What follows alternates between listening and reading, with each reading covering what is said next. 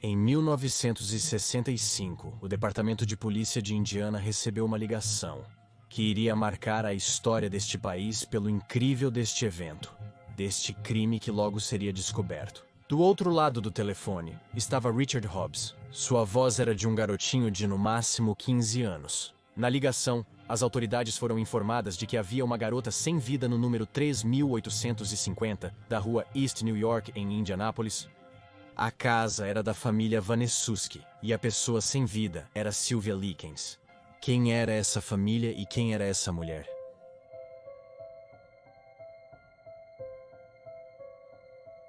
Os Vanessuski eram formados por Gertrude, a mãe, e seus 7 filhos. Paula, de 18 Stephanie, de 15 John Jr., de 12 Mary, de 11 Shirley, de 10 James, de 8 e um bebê, Dennis Jr. Gertrude havia concebido os 6 primeiros com seu ex-marido, John Benesuski, um aspirante a policial local e um agressor que, após 10 anos juntos, os abandonou. Posteriormente, ela iniciou um relacionamento com um jovem de 22 anos, chamado Dennis D. Wright, que ia e vinha de suas vidas. Apenas voltava para tirar o dinheiro que a mãe ganhava de vez em quando fazendo algum trabalho doméstico em casas alheias, e foi com este que teve seu 7º filho. O rapaz eventualmente também acabou abandonando-os. A mulher de 36 anos entrou em um profundo estado de depressão devido a seus fracassos matrimoniais, causando-lhe no final um aborto repentino. Por outro lado, a família Likens era um pouco menos problemática. Era composta por Lester Likens e Betty Francis e por 5 filhos. Daniel e Diana eram os mais velhos. Sylvia era a do meio e seguia-se a ela outros da mesma idade, Benny e Jenny. Esta última e a protagonista da história se uniram muito, pois ela havia sofrido de poliomielite e usava um aparelho de metal nas pernas para poder andar, o que a tornou introvertida e dependente, principalmente de sua irmã mais velha, nossa protagonista, pois se protegiam a todo momento. Os Likens tinham um emprego fixo, e o que ele ganhava era pouco para sustentar uma família tão numerosa quanto os Benesuski. Então seria ganhar para ambos os lados. Dessa forma, semanas tudo parecia bastante normal. As meninas se uniram ainda mais e pareciam estar vivendo o sonho de qualquer adolescente, viver junto com suas melhores amigas. Iam à mesma escola, saíam para passear juntas o tempo todo, até compartilhavam o quarto. No entanto, de um momento para o outro, as coisas mudaram. Foram várias e despertar sentimentos em seus colegas. Vale ressaltar que a adolescente não estava interessada amorosamente em ninguém. Ela até rejeitou Richard Hobbs, um amigo da família que havia declarado seu amor. Tudo isso somado a uma atração nos cheques semanais da família Likens. Gertrude, sendo uma bomba de sentimentos e vulnerabilidade, acreditou em tudo que sua filha Paula lhe disse sobre sua hóspede, incluindo que ela havia dito que era uma qualquer. A senhora então decidiu aplicar um castigo às irmãs por causa dos boatos de sua filha e do atraso no pagamento, gritando que as havia cuidado por uma semana por nada e insultando-as. O que a mãe fez foi reunir todos os seus filhos diante do sofá e ordenou às meninas que se inclinassem sobre ele e começou a enchê-las de fortes cintadas aos olhos de todos os pequenos. E depois obrigou-as a baixar a roupa íntima, bateu nelas com uma pá.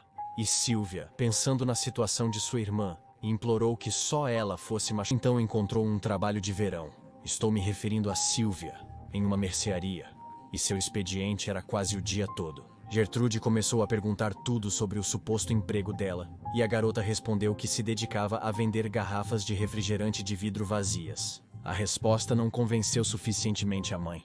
Segunda vez, a loucura de Gertrude levou-a a punir a jovem injustificadamente. Nesta ocasião, ela a obrigou a se despir na frente de todos os seus filhos e de Jenny, e quando sua piada. Esta forma de sofrimento se repetiria várias vezes mais, o que fez com que o adolescente adquirisse incontinência, provocando ainda mais raiva da senhora. Uma das coisas mais chocantes deste caso é que Gertrude incentivava seus filhos a seguir seu exemplo e exercer todo tipo de violência, que também já estava há algum tempo presenciando e participando de toda a violência contra a pobre garota, que a levasse como fosse para o porão e lá a trancasse. Aitel. Ele procedeu a arrastá-la sem qualquer piedade e acatou as ordens.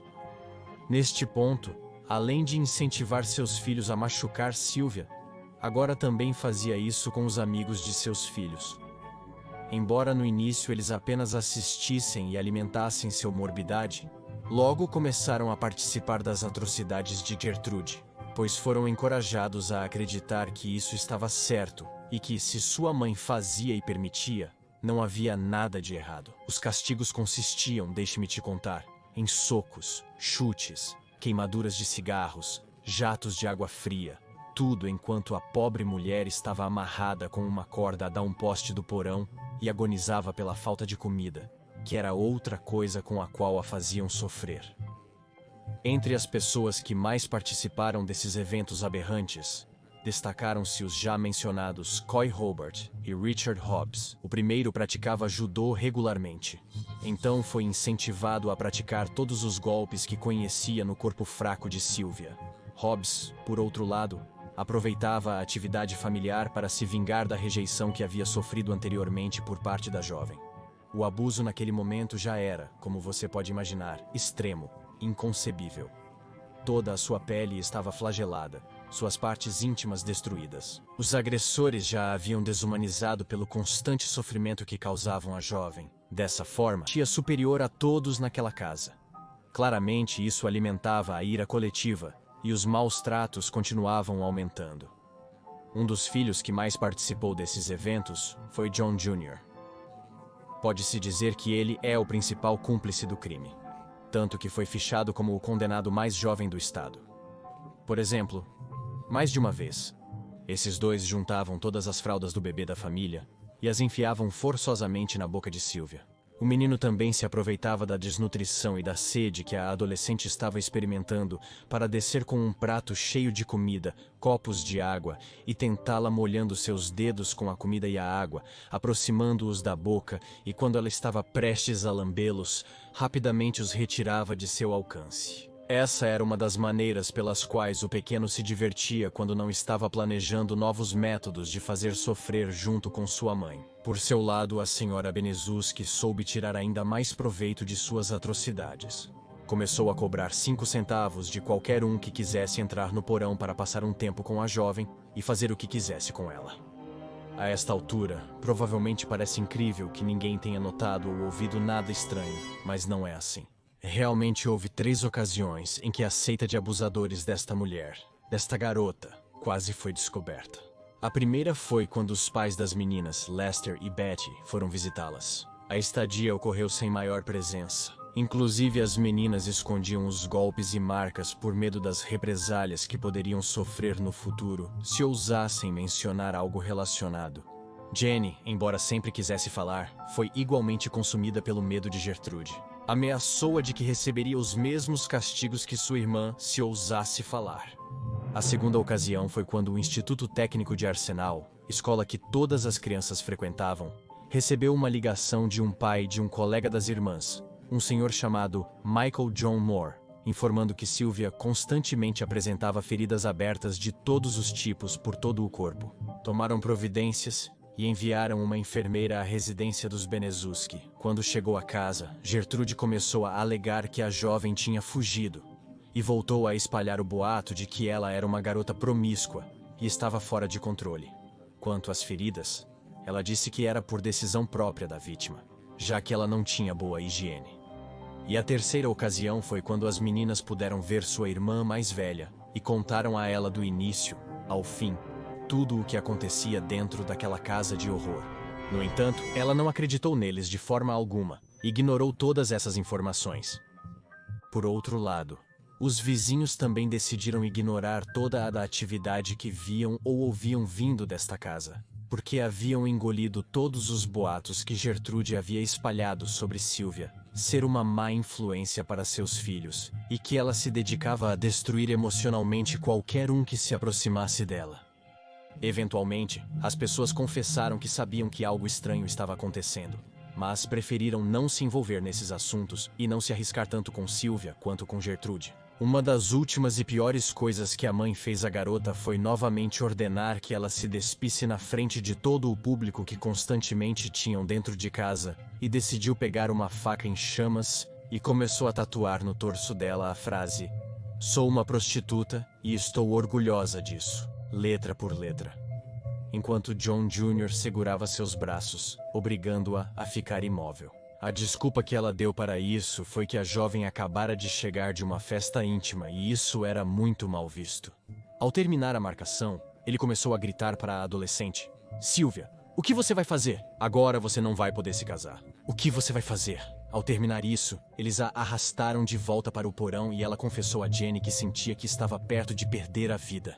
No dia seguinte, a matriarca elaborou um plano para se livrar do corpo moribundo da Inclina e sair livre de qualquer crime. Isso consistia em forçar a garota a escrever uma carta contando aos seus pais que ela iria deixar aquela casa com um garoto que pretendia tê-la como trabalhadora da vida galante. Depois ela pediria ao seu filho, John Jr., que a levasse para a floresta e a abandonasse lá, para que ela perdesse a vida por inanição. A vítima então conseguiu ouvir isso e tentou escapar como pôde. No entanto, foi descoberta por Coy Hubbard e Gertrude.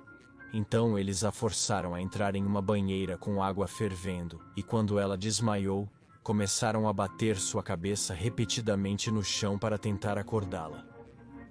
Embora exista outra versão em que dizem que o garoto a atingiu com uma barra de metal. Evidentemente, seja o que tenha acontecido, isso foi o pior que eles poderiam ter feito para tentar reanimá-la, porque no final, acabaram tirando a vida dela. Sylvia continuava inconsciente e, em um momento de desespero, a mãe tentou acalmar a todos dizendo que a jovem estava apenas fingindo. Depois de algum tempo, foi Hobbs que intuiu que seu amor impossível não acordaria mais e decidiu fazer a ligação que te contei no início. Enquanto isso, a polícia estava a caminho da casa. Gertrude e os cúmplices estavam concordando sobre o que dizer para tentar sair ilesos disso. No entanto, quando chegaram, Jenny aproveitou a situação para se aliar à polícia, dizendo-lhes que, se a tirassem de lá, ela contaria tudo o que havia acontecido desde o início.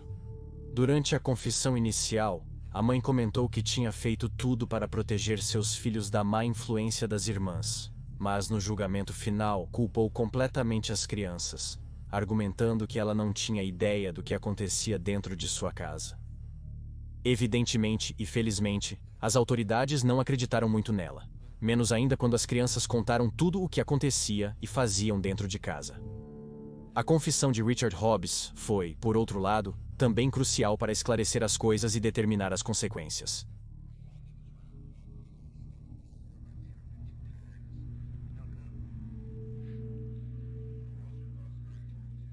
Finalmente, a senhora Benesuski e sua filha mais velha, Paula, foram condenadas à prisão perpétua. Horvath e Hobbs receberam 20 anos cada um. No entanto, este último morreu de câncer aos 21 anos de idade. O filho, John Jr., recebeu uma pena de 10 anos de prisão.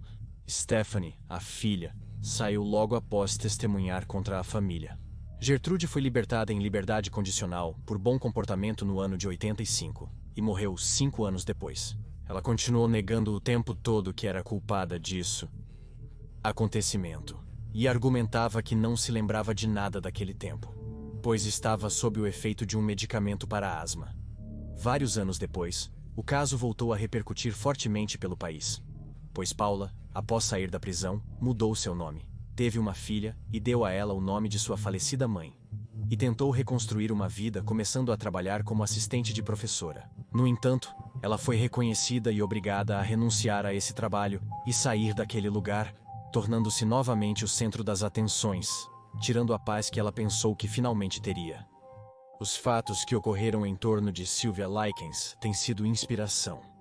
Os fatos que aconteceram em torno de Sylvia Likens foram inspiração para 3 livros e 2 filmes, A Garota ao Lado e Crime Americano, bem como para um monumento inaugurado na delegacia de Indianápolis, que lembra o horror que alguém pode viver em silêncio. Se você gostou deste vídeo, não se esqueça de me seguir nas minhas redes sociais, e lembre-se que você pode me encontrar no meu segundo canal, que é Pepe Mr. Choice, onde eu posto vídeos um pouco mais curtos e mais atualizados.